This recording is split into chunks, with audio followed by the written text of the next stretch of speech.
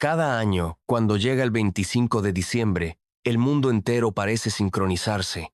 Las calles se llenan de luces, los hogares se reúnen alrededor de una mesa. Las canciones se repiten una y otra vez y millones de personas celebran algo que creen conocer bien. El nacimiento de Jesús, la Navidad, una fecha sagrada, una tradición incuestionable. Pero hay una pregunta que rara vez se formula en voz alta, quizá porque incomoda demasiado. Una pregunta simple, casi inocente, pero capaz de desmoronar todo el relato. ¿Por qué exactamente el 25 de diciembre? No el 24, no el 21, no cualquier otro día del año. ¿Por qué esa fecha concreta? Para responder a esta pregunta, hay que retroceder mucho más allá del cristianismo, más allá de la Biblia, más allá incluso de la historia escrita. Hay que regresar a un tiempo en el que el ser humano vivía a merced del cielo, del frío y de la oscuridad. Un mundo sin electricidad, sin calefacción, sin certezas. Un mundo donde el invierno no era una postal bonita, sino una amenaza real. Durante miles de años el invierno significó hambre, muerte y miedo. Los días se acortaban, las noches parecían eternas y el sol, poco a poco, iba perdiendo fuerza. Cada amanecer tardaba más en llegar. Cada atardecer caía antes. Y entonces ocurría algo inquietante. Durante varios días, el sol parecía detenerse. No subía más en el cielo. No ganaba terreno. Para nuestros antepasados, esto no era un fenómeno astronómico.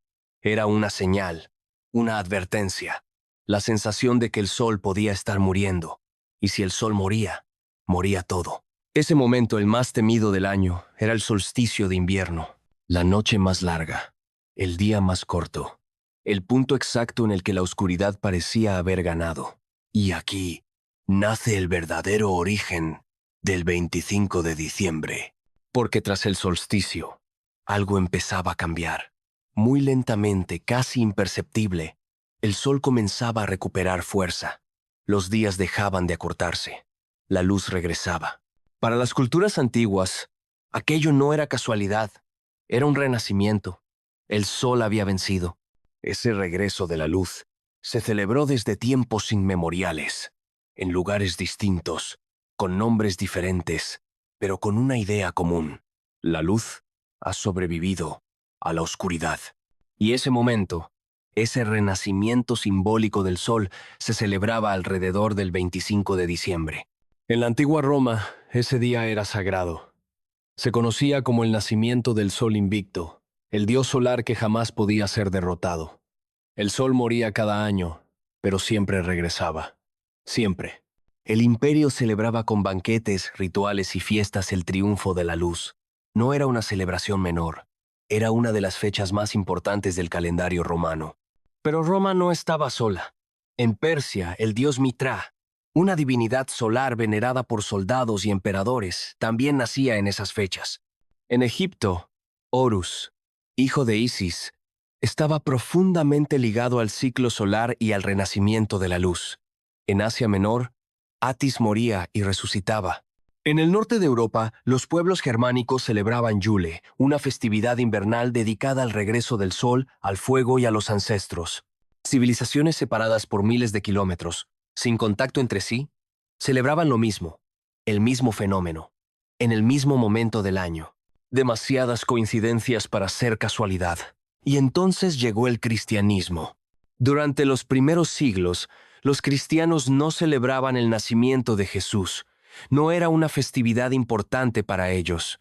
De hecho, ni siquiera se conocía la fecha exacta de su nacimiento. Los evangelios no la mencionan. No hay referencias claras al invierno.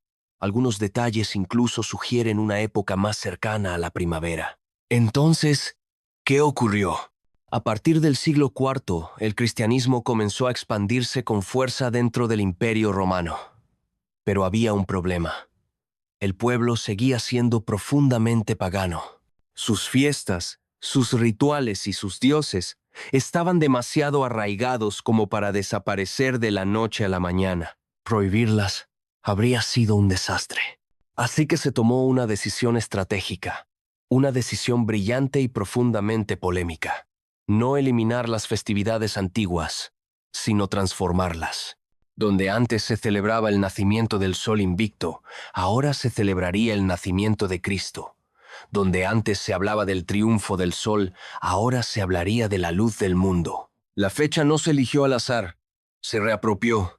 Y lo más revelador es que muchos símbolos no cambiaron. El árbol, símbolo pagano de vida eterna, siguió presente. Las luces heredadas de las hogueras invernales que protegían contra la oscuridad se mantuvieron. Los regalos, antiguas ofrendas rituales, continuaron. Incluso la estrella tiene una lectura astronómica además de religiosa. La forma cambió, el fondo, no tanto. Durante siglos, el 25 de diciembre no fue solo una celebración alegre, fue una noche cargada de significado y también de peligro. Se creía que el velo entre mundos se debilitaba, que los espíritus vagaban, que la oscuridad aún no estaba completamente derrotada. Por eso se encendían fuegos, por eso se hacían vigilias, por eso se permanecía despierto. El 25 de diciembre no celebraba solo un nacimiento, celebraba la supervivencia, la certeza de que la luz había regresado una vez más. Y aquí surge la pregunta final, la más inquietante de todas. ¿Y si no elegimos esta fecha?